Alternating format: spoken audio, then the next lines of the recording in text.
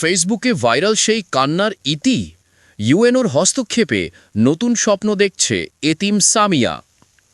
নিজস্ব প্রতিনিধি, কুমিল্লা।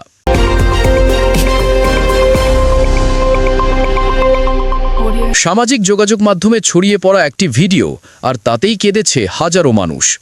মায়ের কবরের পাশে দাঁড়িয়ে 12 বছরের ছোট্ট সামিয়ার বুকফাটা আর্তনাদ যেন নাড়িয়ে দিয়েছে পুরো জাতির বিবেক। মা, আমাকে একা রেখে গেলে কেন? এই নিঃশব্দ প্রশ্নটাই যেন ছড়িয়ে পড়েছে মানুষের হৃদয়ে। মায়ের কবরের মাটি আঁকড়ে ধরে কান্নায় ভেঙে পড়া সামিয়া, এই দৃশ্য শুধু একটি মুহূর্ত নয়, এটি ছিল তার প্রতিদিনের কষ্টের প্রতিচ্ছবি। যে বয়সে তার হাতে থাকার কথা ছিল বই, খাতা, স্বপ্ন আর হাসি, সেই বয়সেই সৎমায়ের অবহেলা আর নির্যাতনে দিন কাটছিল তার। কুমিল্লার লালমাই উপজেলার এই হৃদয় বিদারক দৃশ্য সামাজিক যোগাযোগ মাধ্যমে ছড়িয়ে পড়তে সময় নেয়নি। মুহূর্তেই নেটিজেনদের ক্ষোভে ফেটে পড়ে পুরো অনলাইন দুনিয়া। প্রশ্ন ওঠে, একটি শিশু কি এভাবেই বেঁচে থাকবে? অবশেষে নড়ে ওঠে প্রশাসন। ঘটনার গুরুত্ব বিবেচনায় উপজেলা নির্বাহী কর্মকর্তার কার্যালয়ে ডেকে নেওয়া হয় সামিয়া ও তার সৎমা আয়েশা আক্তারকে।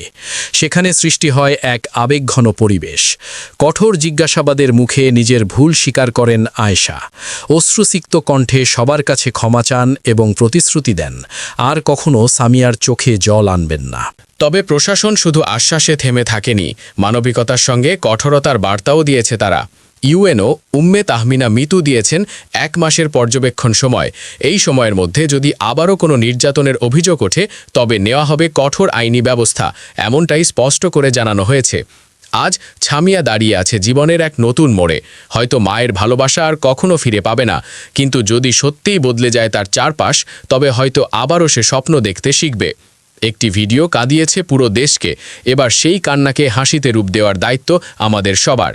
সামিয়ার চোখের জল যেন আর কোনোদিন না ঝরে, এই হোক মানবতার জয়।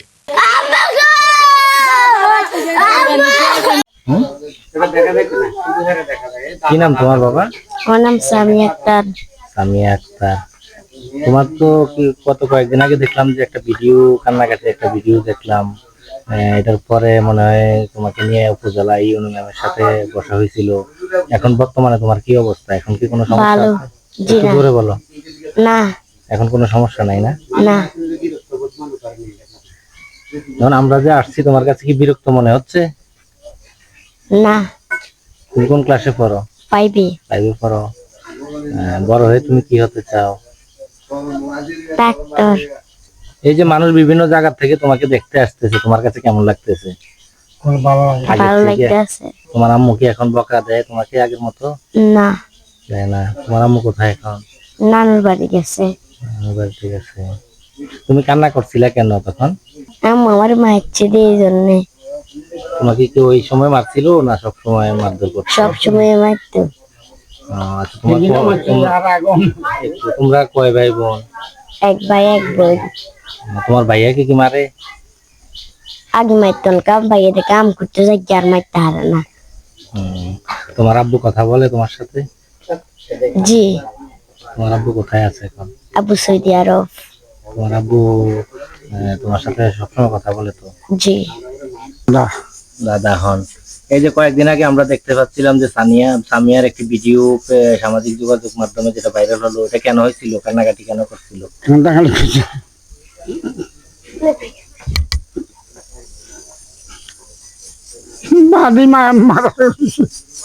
কে মারছিল? ওর মা? সৎমা মারছিল? ও, তা আপনারা এগুলো নিয়ে কিছু বলেন নাই? বলছি তো পরবর্তীতে কি সমাধান হয়েছে? উপজেলায় যাওয়ার পরে কি সমাধান কি হয়েছিল? না, সমাধান হয়েছিল, বুঝলে গেছে দিদি। এখন ভালো আছে তো? ভালো আছে। সত্য দিছে, 1 মাসের টাইম দিছে। 1 মাসের ভিতরে যদি কিছু না হয় আইন তো ব্যবস্থা নিব। কেন?